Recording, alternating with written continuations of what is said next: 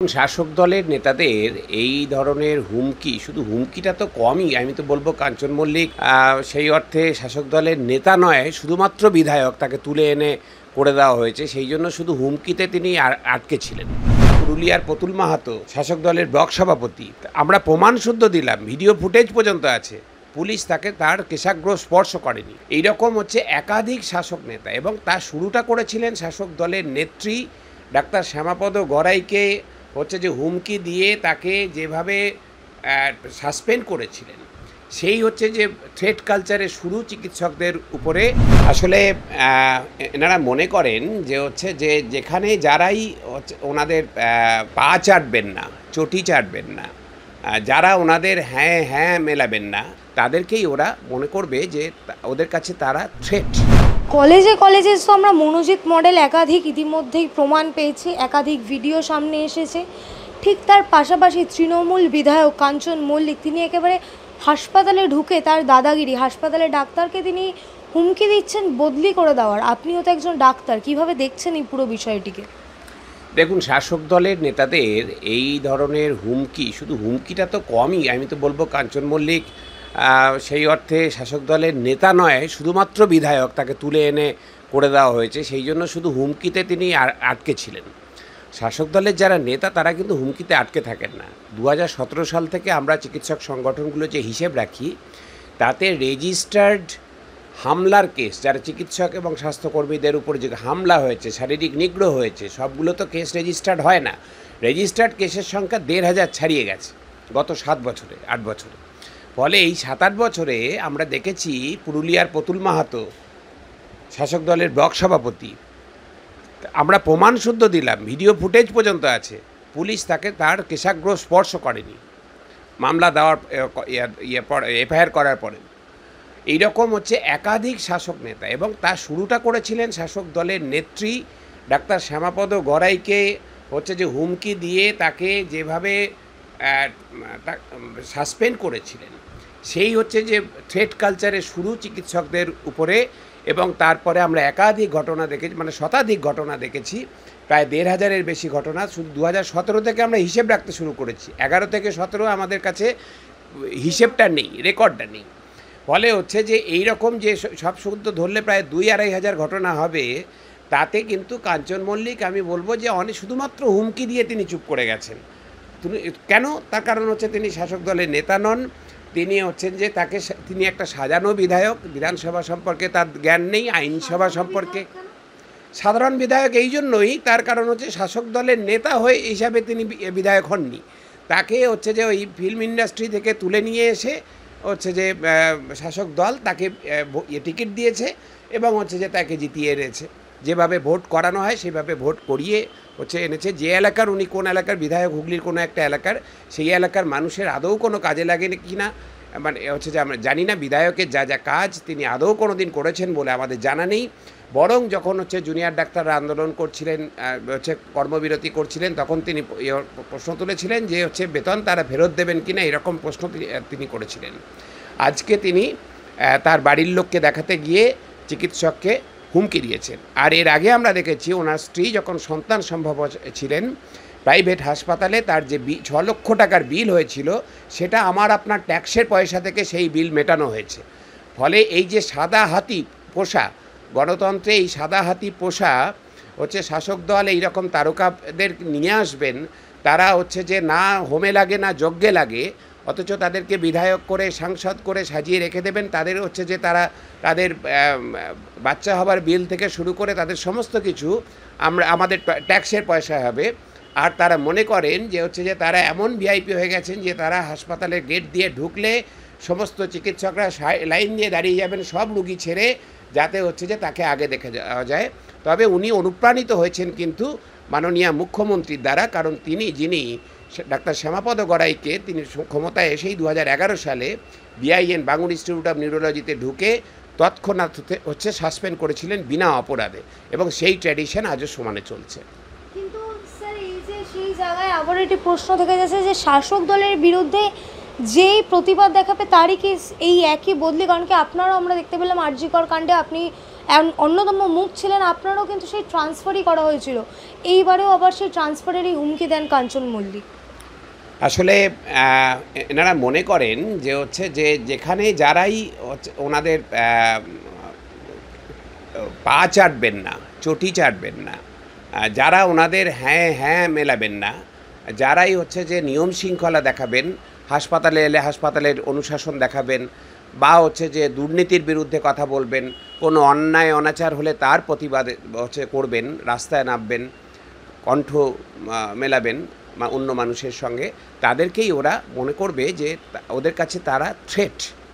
সেই জন্যই হচ্ছে তাদের বিরুদ্ধে সমগ্র প্রশাসনকে নামিয়ে দেবে। কখনো স্বাস্থ্য প্রশাসনকে কাজে লাগিয়ে চিকিৎসককে বদলি করা হবে, কখনো পুলিশ প্রশাসনকে কাজে লাগিয়ে কারো বুকে লাথি মারা হবে, কারো পেটে লাথি মারা হবে, কাউকে হচ্ছে মহিলাদেরকে সম্মানহানি করা হবে। কিন্তু যারা মূল অপরাধী অর্থাৎ খুনি, ধর্ষক, যারা দুর্নীতিগ্রস্ত, যারা ঘুষ খাচ্ছে, কাটমানি খাচ্ছে, টাকা চুরি করছে, হচ্ছে যে তারা বালি চুরি করছে, কয়লা চুরি করছে, যারা গরু চুরি করছে, পাচার করছে, তাদেরকে ওরা সুরক্ষা দেবে। পুরো প্রশাসন, পুরো সরকার তাদের হচ্ছে সুরক্ষা দেবে। অর্থাৎ এই সরকারটা যে ক্রিমিনালদের সরকার হয়ে গেছে, সেটা হচ্ছে যে কিনা সেই প্রশ্ন উঠে গেছে যে এটা কি তাহলে শুধু ক্রিমিনালদের স্বার্থ রক্ষা করার সরকার হয়েছে, আর যে ক্রিমিনালদের বিরুদ্ধে যারাই মুখ খুলবে তাদেরকে হচ্ছে যে দাঁত নখ বের করে তাদের উপর রাষ্ট্রীয় নিপীড়ন নামিয়ে আনবে? এই ধরনের একটা প্রশ্ন কিন্তু এখন বাংলার মানুষের মনে এসে গেছে। কিন্তু স্যার একেবারে কাঞ্চন মল্লিক এবং তার স্ত্রী শ্রীময়ী, তারা শ্রীময়ী স্পষ্টত ফেসবুকে একটি পোস্ট করেন এবং সেখানে তিনি বলেন যে ডাক্তারও নাকি তার সাথে খুব খারাপ ব্যবহার করেছেন, তারা কিছু করেনি। পুরো ঘটনাটাকে তিনি নিছকই যে ভুল সেটা প্রমাণ করার বারংবার চেষ্টা করছেন। এটা তো সবসময় অপরাধীরা করে থাকেন। যারা চাকরি চুরি করেছেন তারা বলছেন যে যারা ধরিয়ে দিল যে উকিলরা, তারা হচ্ছে আসল দোষী। তারা মানে চাকরি চুরি করাটা কোনো দোষের নয়, ধরিয়ে দেওয়াটা দোষের। সেই রকম হচ্ছে যে যারা এসে অপমান করেছেন, ডাক্তারকে হুমকি দিয়েছেন, তারা এখন ভিকটিম কার্ড সাজছেন যে হচ্ছে যে তারাই নাকি অপমানিত হয়েছেন। অথচ ঘটনা হচ্ছে ওইখানে যারা উপস্থিত, ওই ডাক্তার মেহবুবার রহমান যেখানে বসেছিলেন, তার অন্য যারা রুগী ছিলেন তারাই কিন্তু ঘাড় ধাক্কা দিয়ে, অর্ধচন্দ্র দিয়ে ওই কাঞ্চন মল্লিক এবং তার স্ত্রীকে বের করে দিয়েছেন। হচ্ছে যে আপনারা এখানে ডাক্তারবাবুকে হুমকি দিচ্ছেন কেন, এসে ঝামেলা করছেন কেন, এই বলে। তাহলে যদি দুর্ব্যবহারই করার হতো তাহলে তো বাকি সবার সাথেই করতেন, এবং বাকি সব মানুষ ওখানে কাঞ্চনবাবু এবং তার স্ত্রীর সাথে গলা মিলিয়ে একসাথে প্রতিবাদ করতেন চিকিৎসকের বিরুদ্ধে। তা তো হয়নি। বাকি রোগীরা তারা হচ্ছে যে বের করে দিয়েছেন অর্ধচন্দ্র দিয়ে। অর্থাৎ হচ্ছে যে মানুষের থেকে বিচ্ছিন্ন, তারা বুঝতে পারছেন যে তারা হচ্ছে যে সম্পূর্ণভাবেই মানুষের থেকে, সাধারণ মানুষের থেকে বিচ্ছিন্ন। তারা হচ্ছে যে ভিভিআইপি আচরণ, সব জায়গাতে ভিভিআইপি ট্রিটমেন্ট চান, আর পুলিশের কাছ থেকে তারা সুরক্ষা চান, যত হচ্ছে বড় অপরাধী তারা করে থাকুন।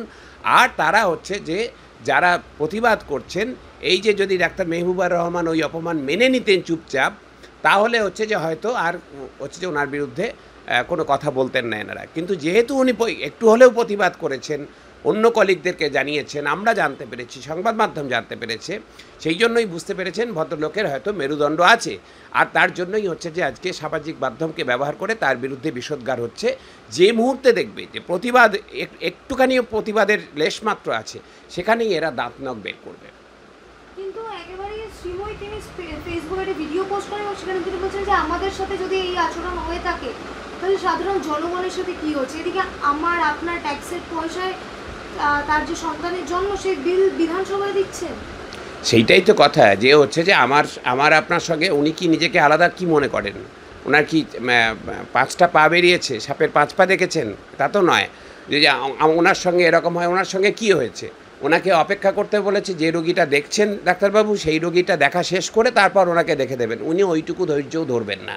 ওনার বাড়ির লোককে হচ্ছে যে তৎক্ষণাৎ দেখে দিতে হবে। অন্য রুগীকে দেখা মাঝপথে ছেড়ে দিয়ে উনি এত ভিভিআইপি যে ওনাকে হচ্ছে যে আগে দেখে দিতে হবে।